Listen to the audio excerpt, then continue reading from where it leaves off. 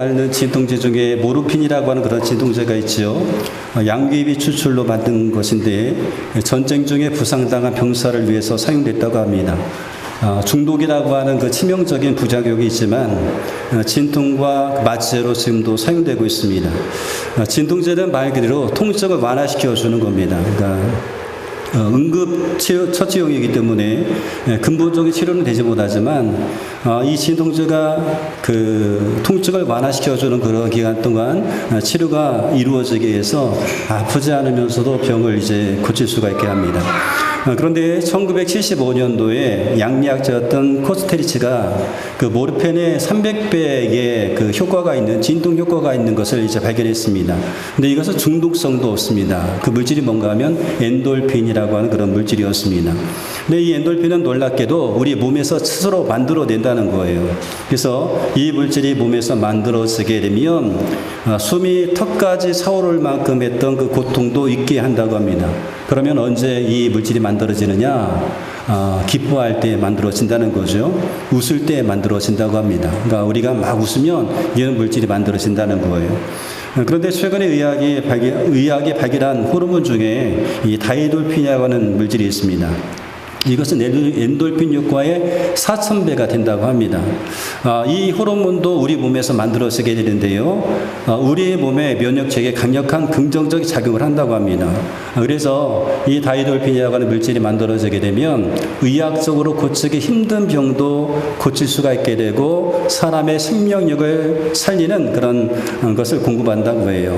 그러면 이것이 언제 몸에서 만들어질까? 이 다이돌핀이라고 하는 물질은 우리가 감동할 때 만들어진다는 거예요. 감동할 때에.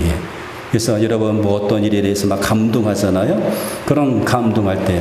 여러분들이 신앙생활을 하면서 은혜에 대한 감동이 있을 때에 이 물질이 만들어집니다. 그래서 하나님의 말씀과 하나님의 은혜에 대한 어떤 감동을 경험할 때에 그 감동하는 그 시간 속에서 회복과 그리고 치유가 일어나게 되게 되는 거죠.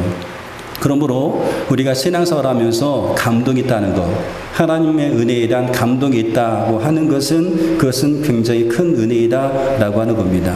그런 은혜가 우리 모두에게 있기를 축복합니다. 바울과 사울은 모두 왕이었어요. 모두 하나님의 나라였던 이스라엘 나라의 왕이었습니다. 하나님의 부르심을 받았던 그런 왕이었습니다. 그런데 이 두 사람은 왕이 되었으면 전혀 다른 삶을 살게 됩니다. 한 사람은 어떻게 보면 세상적으로 보면 폭군으로 전락했고 다른 한 사람은 성군으로 수양받게 됩니다. 한 사람은 하나님께서 왕을 세우신 다음에 내가 왕 세운 것을 후회한다라고 말씀하셨지만 한 사람은 하나님께서 내 마음에 합한 사람이라고 그렇게 인정해 주셨습니다. 그렇다면 이 두 사람의 차이는 무엇일까? 이 두 사람이 어떤 차이가 있어서 한 사람은 하나님께서 왕 세운 것을 후회한다라고 말씀하셨고 또 한 사람은 내 마음에 합한 사람이라고 그렇게 말씀하셨을까라고 하는 겁니다. 그 차이가 있다고 한다면 그 차이는 묵상에 있었습니다. 묵상에 있었어요. 무슨 말인가 하면 이 두 사람이 왕이 되고 나서 묵상하는 것, 생각하는 것이 달랐습니다. 사울왕은 무엇을 생각하는가 하면 시기와 질투심 가운데에 다윗을 생각하는 거예요. 다윗만 생각하는 거예요. 다윗에 대한 시기심, 다윗에 대한 경쟁심, 다윗에 대한 열등감에 사로잡혀가지고 다윗만 생각합니다. 그래서 다윗을 죽이는 것을 마치 자기 사명처럼 여기고 살아갔던 거예요. 항상 머릿속에 다윗을 어떻게 죽일까? 그런 생각만 하고 있었어요. 다윗에 대한 질투심과 경계심, 열등감에 사로잡혀서 다윗만 그렇게 생각했다라고 한다면 반면에 다윗은 무엇을 생각했는가 하면 주야로 하나님의 말씀을 묵상합니다. 시편 119편 97절에 보니까 내가 주의 법을 어찌 그리 사랑하는지요 내가 그것을 종일 작은 소리로 읊조리나이다. 종일토록 다윗은 생각했던 것이 뭐냐면 주님의 말씀이었어요. 말씀을 묵상했던 겁니다. 그래서 사람은 생각한 대로 행동하고 생각한 대로 살아갈 수밖에 없는 겁니다. 생각 없이 살아도 문제겠지만 어떤 생각을 하느냐가 너무나 중요하다는 거죠. 오늘 여러분들은 무엇에 대한 생각을 하고 살아갔습니까? 어떤 것에 대해서 여러분의 마음이 뛰십니까? 하나님입니까? 아니면 원수입니까? 말씀입니까? 돈입니까? 그것이 우리를 사울로 만들 수도 있고 우리를 다윗으로 만들 수 있음을 기억하시기 바랍니다. 우리가 무엇을 가장 많이 생각하는지는 알 수가 있어요. 여러분들이 어떤 말을 가장 많이 하는지를 보면 알 수가 있습니다. 내가 어떤 말을 많이 하는가를 보면 여러분들이 그것을 가장 많이 생각하는 것이라고 할 수가 있죠. 사람은 생각하는 것을 말하기 때문에 그러합니다. 오늘 맥주 감사절을 맞아여서 온 세례 말씀 축제로 하나님 앞에 모였어요. 6개월 동안 열심히 암송했습니다. 그리고 암송했습니다. 말씀을 암송한다는 것은 결코 쉬운 일은 아닙니다. 우리 어린이들은요, 놀이 시간을 줄여야 되는 거예요. 노는 시간을 줄여야 되고요. 직장인들은 바쁜 일상생활 가운데서도 말씀을 가까이 되었습니다.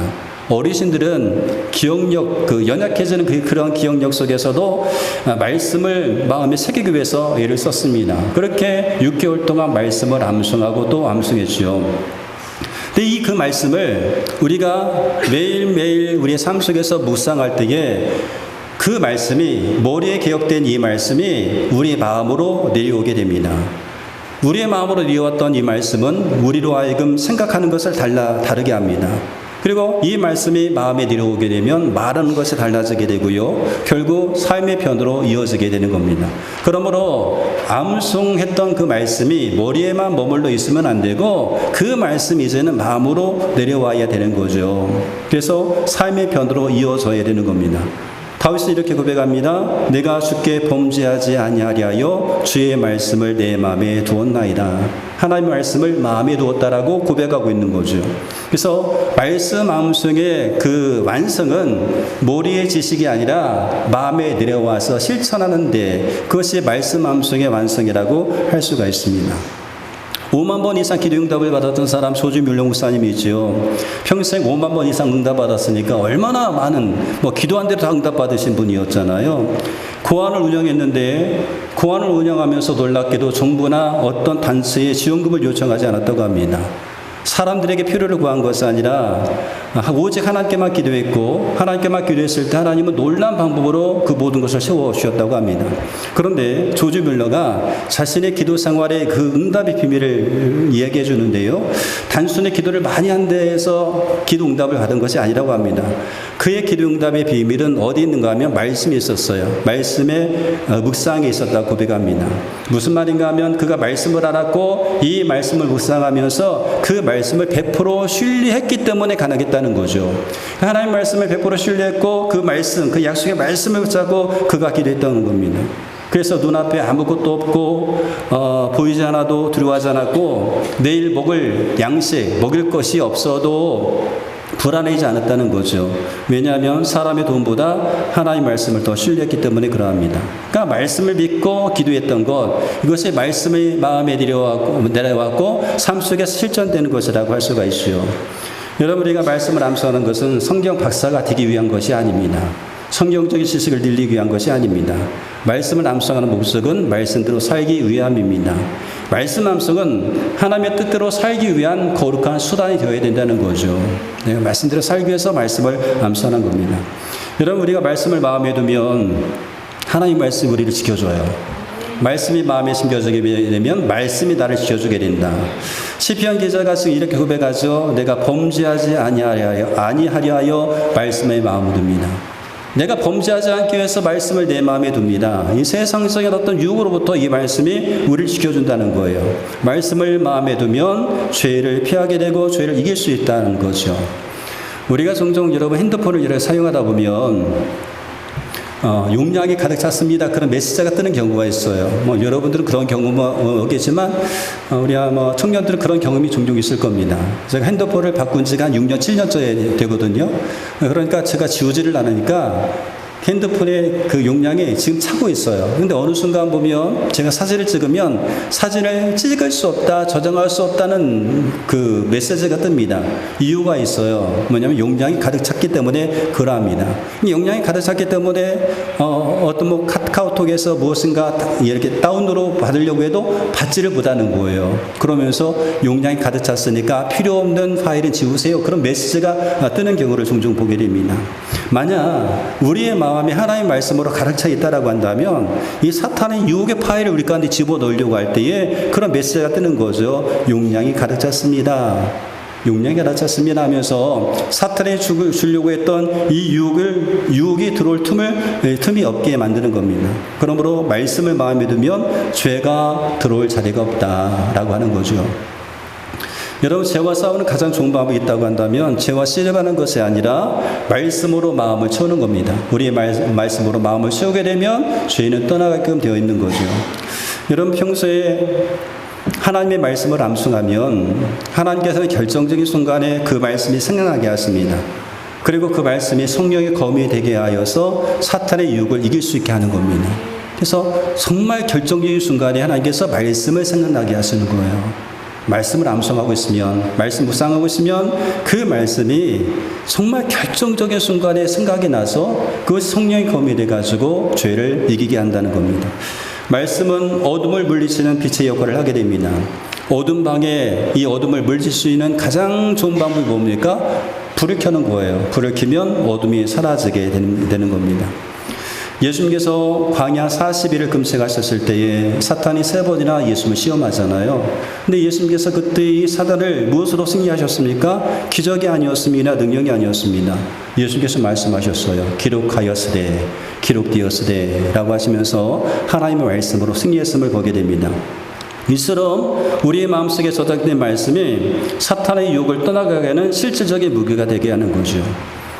여러분, 하나님은 우리의 몸과 영혼이 은혜에 반응하도록 만드셨어요. 그렇게 우리를 창조하셨습니다. 몸과 영혼을 은혜에 반응하도록 창조하셨다. 여러분, 그 유튜브나 릴스 같은 짧은 영상을 여러분 종종 보시죠? 짧은 영상을 보는데 가끔 그렇게 생각합니다. 내가 짧은 영상 하나만 봐야지라고 이렇게 했다가 계속 영상을 보잖아요. 조금만 본다고 이렇게 생각했는데 영상을 보다 보면 1시간이 지나가고 어떤 2시간이 지나가고 어떤 경우에는 계속 그 영상만 쳐다보고 빠지는 경우가 있습니다. 그 이유 중에 하나가 있다고 한다면 우리의 뇌가 즉각적인 자극과 보상을 좋아하기 때문에 그래요.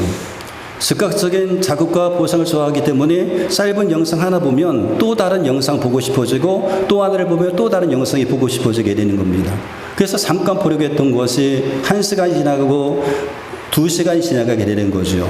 그렇게 우리가 즐거움을 얻으려고 하죠. 근데 참 이상합니다. 그렇게 보고 나면 다 잊어버려요. 그 즐거움도 사라져 버리게 됩니다. 금방 사라져 버리게 됩니다. 세상의 많은 자극들이 우리 가운데 순간적인 즐거움을 줄 수가 있어요. 그 시간에 즐거움을 줄 수 있지만 그 즐거움이라고 하는 것은 지속적인 즐거움을 주지 못한다라고 하는 겁니다. 어떻게 보면 나중에 보면 굉장히 허망해지는 거죠. 이게 뭐야? 라고 이렇게 허망해질 수가 있습니다. 그리고 오히려 더 강한 자극을 주는 것을 찾게 만들고 우리의 마음을 지치게 만드는 겁니다. 근데 여러분, 하나님 말씀은 좀 다르죠. 말씀을 읽고 묵상하며 암송한 일은 처음부터 즐거운 일이 아닙니다. 결코 즐거운 일이 아닙니다. 여러분, 말씀 암송하는 거 즐거우셨어요? 우리 그 아이들이 말씀 암송할 때에 하루에 5분, 어떤 경우에는 일주일에 1000번 이렇게 이제 말씀을 계속 읽게끔 주일학교에서 선생님이 그렇게 시키셨어요. 말씀을요. 근데 그 말씀을 그렇게 매일매일 이렇게 읽는 건 결코 즐거운 일이 아닙니다. 행복한 일이 아니라는 거죠. 근데 놀랍게도 이 말씀이 쌓이게 되면 변화가 일어나게 됩니다. 그 말씀을 통해서 위로받게 되고요. 그 말씀 속에서 평안을 찾기도 하고요. 그 말씀 속에서 하나님의 사랑을 느끼게 되게 되는 겁니다. 처음에는 의무감으로 시작했는데 어느 순간 그 말씀이 우리 가운데 기쁨을 주게 되는 거죠. 그래서 다윗은 이렇게 고백합니다. 내가 주의 법을 어찌 그리 사랑하는지요, 내가 그것을 종일 읊조리나이다. 내가 주의 법을 어찌 그리 사랑하는지요. 어떻게 하면 하나님의 말씀을 여러분 사랑할 수 있을까요? 어떻게 하면 하나님의 말씀이 이렇게 좋을 수가 있을까요? 그 말씀 속에서 하나님의 은혜를 경험했고 그 말씀하신 하나님을 만났기 때문에 그러한 겁니다. 말씀 속에서 하나님을 경험했기 때문에 그러하죠. 하나님께서 우리를 그렇게 창조하셨습니다. 세상의 죄와 욕망에 반응하도록 살아가도록 우리를 만든 것이 아니라 하나님의 은혜와 말씀 안에서 참된 기쁨을 누리도록 우리를 창조하셨습니다. 그러므로 이 말씀이 머리만 머무르게 하는 것이 아니라 그 말씀이 머리에 갔던 이 말씀이 우리의 마음에 새겨질 때에 그 말씀이 우리 영혼에 반응하게 하는 거예요. 우리 영혼이 그 말씀에 반응하게 되는 겁니다. 그 은혜에 반응하게 되는 거죠. 그래서 그 말씀이 우리의 삶을 변화시키게 되게 되는 겁니다. 그러므로 여러분, 외운 말씀이 여러분들이 보았던 이 말씀이 지식으로 멈추게 하지 마시고 그것이 우리 삶이 되도록 말씀을 계속해서 묵상하심을 통해서 그 말씀이 이 머리에 있던 이 말씀이 이 마음속에 이렇게 내려오게 하셔야 돼요. 이 가슴속에 말씀이 심겨질 때에 하나님께서 그 말씀에 우리를 감동시켜주는 겁니다. 그 은혜의 말씀에 우리가 감동하게 될 때에 우리의 몸에서요 놀라운 일들이 일어나게 되는 거죠. 다이돌핀과 같은 물질이 생성되어서 정말로 고칠 수 없었던 것 같은 그런 질병도 고침을 받게 되고요. 회복 역사가 우리 가운데 일어나게 되는 겁니다. 그런 은혜가 저와 여러분 가운데 있기를 주님의 이름으로 축복합니다.